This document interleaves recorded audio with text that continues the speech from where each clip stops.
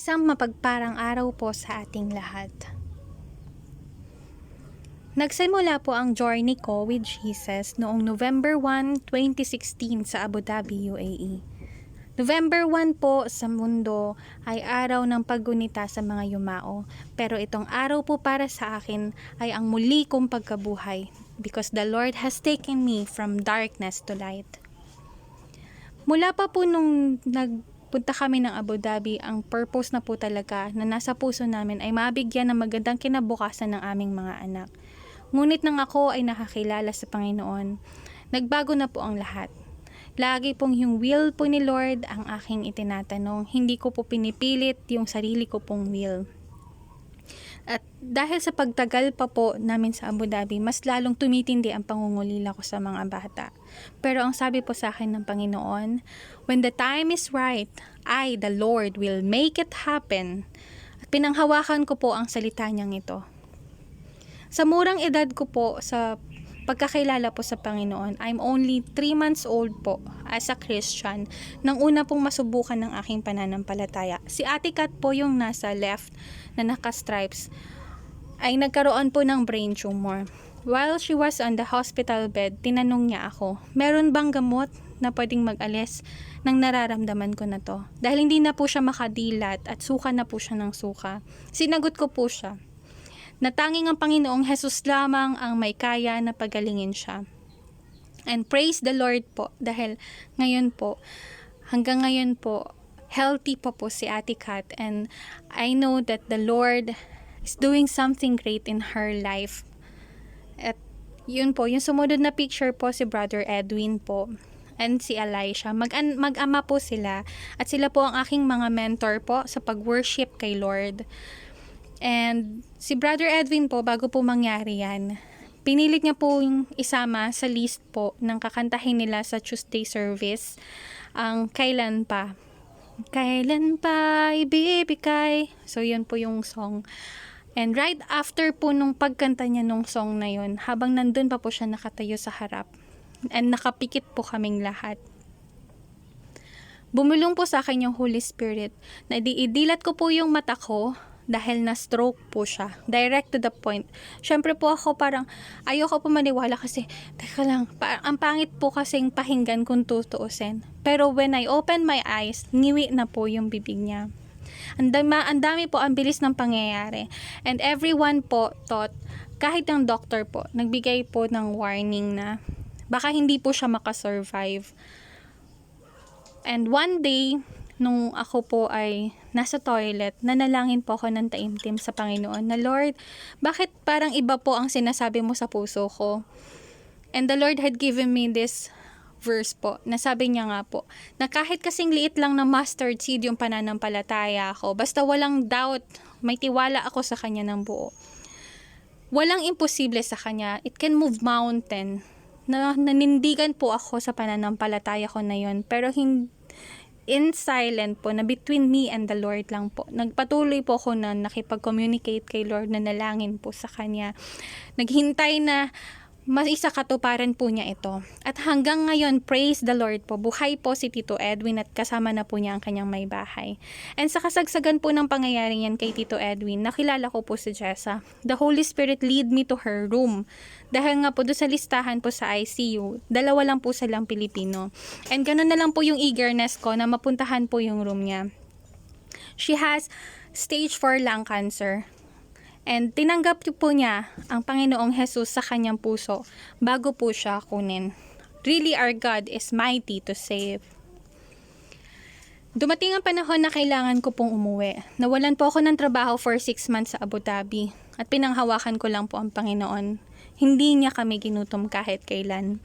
At kinailangan na po akong umuwi dahil wala naman pong trabaho doon. At may nangyari po dito sa Pilipinas na kailangan po ako ng aking panganay na anak, si May Antoinette. Kailangan ko na po siyang matutukan. It was November 18, Saturday. Muli po akong isang breakthrough na naman po ng pagpapanalangin ko sa toilet.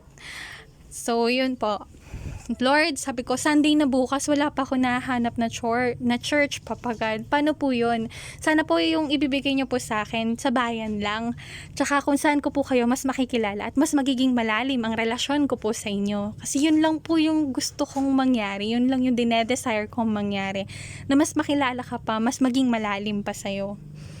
And hours later, after nung prayer ko, nakilala ko po si Ate Penny na siya po pala yung tinatawag ni Mama sa bahay kung may kailangan gawin and kina Auntie.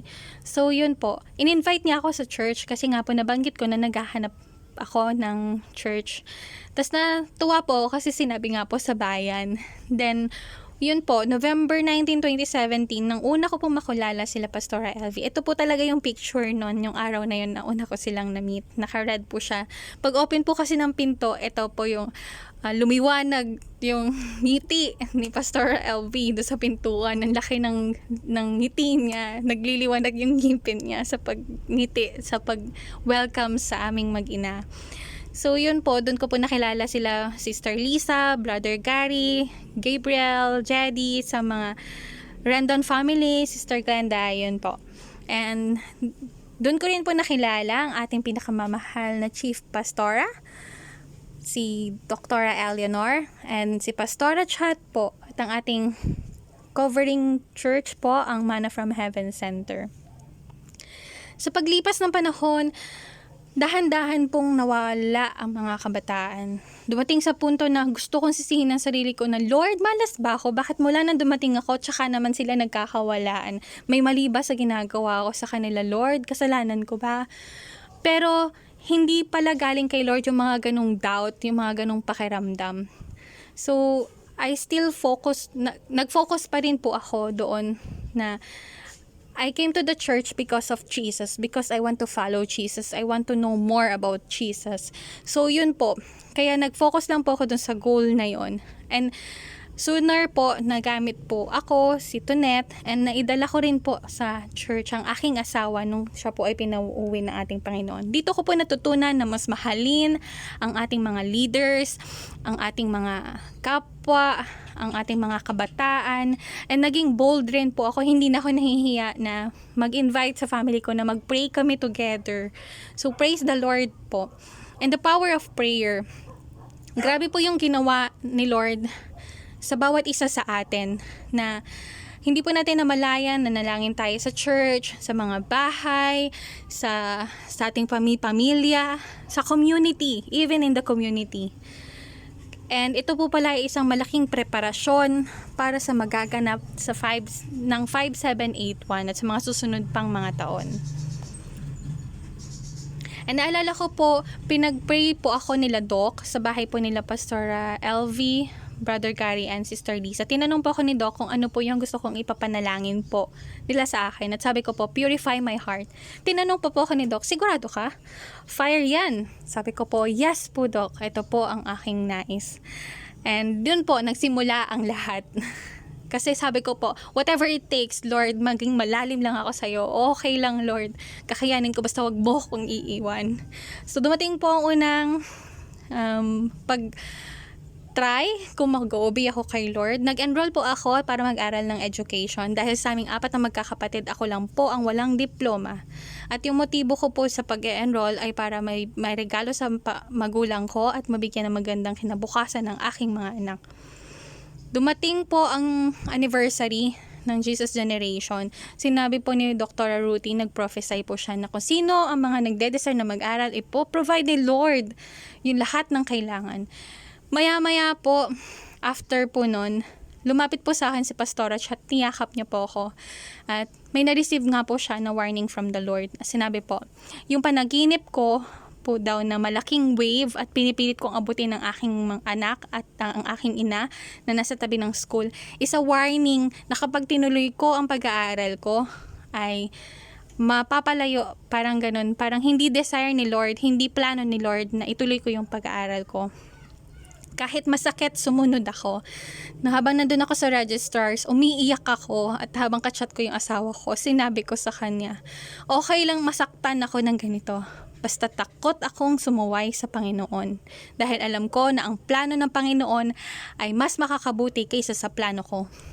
And sooner or later, nag-text si Doc na meron daw pong binibigay na training ang ating government, ang DICT, Digital Jobs Page. Gumraduate po kami December 3 and naganap po yung paglabas ng coronavirus December 8 po, the same year. Coincidence? I don't think so. Ito po talaga ang plano ng Panginoon. Praise the Lord dahil po nagagamit po namin ito sa new normal at naibabahagi rin po sa church, sa mga communities, even sa mga teachers po nakakapag-assist din po. Praise God po. Dumating yung time na kailangan po naming umuwi ng Cebu upang makasama po si Angel dahil hindi pa po namin siya kasama at hindi pa po kami buo at hindi pa po kami responsible na mag-handle ng Promised Land.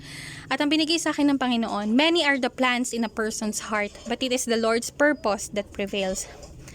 Wala po akong kamalay-malay sa magaganap sa Cebu. Pag-uwi po namin ng Cebu, nagkasunod-sunod po ang mga pagsubok. Purification, kumbaga. Nagkaroon po ng sakit ang aking asawa sa kasagsagan ng pagkalat ng coronavirus. Hindi po kami pwedeng pumunta sa doktor, hindi po kami pwedeng bumili ng gamot sa botika. Takot po lahat. At tanging hope na pinanghawakan ko po ay ang salita ng Diyos. Ang mga bata po, mayat maya nagkakasakit, lalo po si Angel.